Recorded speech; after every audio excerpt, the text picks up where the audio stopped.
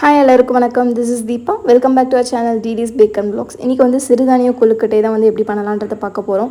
அதுக்கு நான் வந்து ராகி மாவு எடுத்து வச்சுருக்கேன். அரை கப் ராகி மாவு வந்து நல்லா வறுத்து கொஞ்சம் ஆற விட்டு எடுத்து வச்சுருக்கேன். அது கூட வந்து கொஞ்சம் ஏலக்காய் தூள், அப்புறம் ஒரு சிட்டிகை உப்பு. அது வந்து எதுக்காகனா இனிப்பை வந்து உங்களுக்கு தூக்கி கொடுக்கறதுக்காக, அதாவது என்ஹான்ஸ் பண்ணுறதுக்காக அதை ஆட் பண்ணிவிட்டு, ப்ளஸ் அது கூட வந்து ஒரு டீஸ்பூன் நெய் வந்து ஆட் பண்ணி எல்லாமே ஒன்றோடு ஒன்று மிக்ஸ் ஆகிற மாதிரி நல்லா மிக்ஸ் பண்ணி எடுத்துக்கலாம்.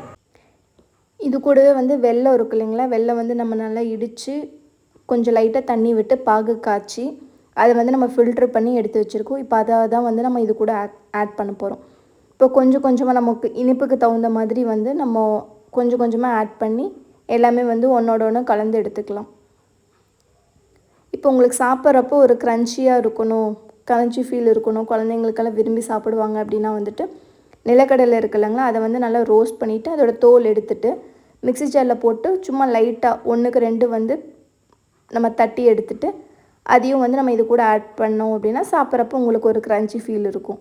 அப்படி இல்லை அப்படின்னா தேங்காய் துருவல் இருக்குல்ல, அது கூட நீங்கள் உள்ளே ஆட் பண்ணிக்கலாம். ஆட் பண்ணிவிட்டு நீங்கள் பிடிச்சு எடுத்து வைக்கலாம். இப்போ கார கொழுக்கட்டைக்கு பண்ண மாதிரியே வந்துட்டு நமக்கு அது ஒரு பதம் வந்த உடனே வந்துட்டு அந்த அதாவது பதம்ன்றது நம்ம என்ன சொல்கிறோம் அப்படின்னா, அந்த மாவை வந்து நம்ம எடுத்து கையில் இது பண்ணுறப்போ அந்த ஷேப் வந்து அப்படியே நிற்கணும், உதிர்ந்து போகாமல் அப்படியே நிற்கணும். அதுதான் வந்து இதோட கரெக்ட் கன்சிஸ்டன்சி.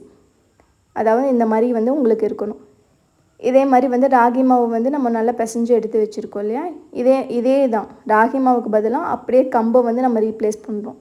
இங்கே கம்புன்னு இல்லை, சிறுதானியம்னு எடுத்துகிட்டோம், நம்ம திணை, வரகு, சாமை இந்த மாதிரி எது வேணால் வந்து நீங்கள் இதுக்கு பதிலாக ரீப்ளேஸ் பண்ணிக்கலாம். பட் இதே ப்ரொசீஜர் தான்.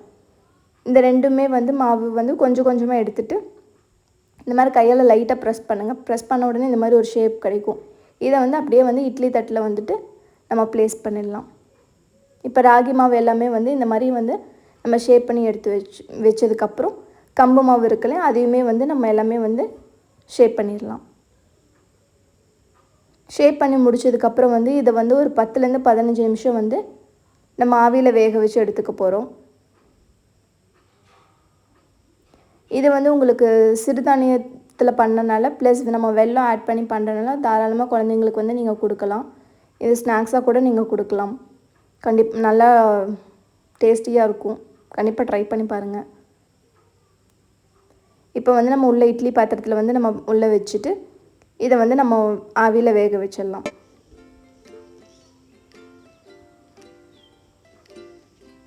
இப்போ ஒரு 12 நிமிஷம் ஆயிருக்கு. இப்போ நம்ம எடுத்து பார்த்துடலாம்.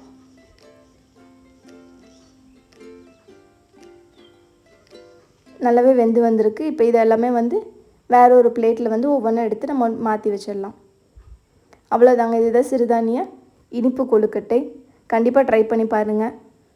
அப்படியே நம்ம சேனலையும் சப்ஸ்கிரைப் பண்ணுங்கள். அப்போ தான் அடுத்தடுத்து நான் போடுற எல்லா ரெசிபீஸும் வந்து உங்களுக்கு மிஸ் ஆகாமல் நோட்டிஃபிகேஷன் வரும்.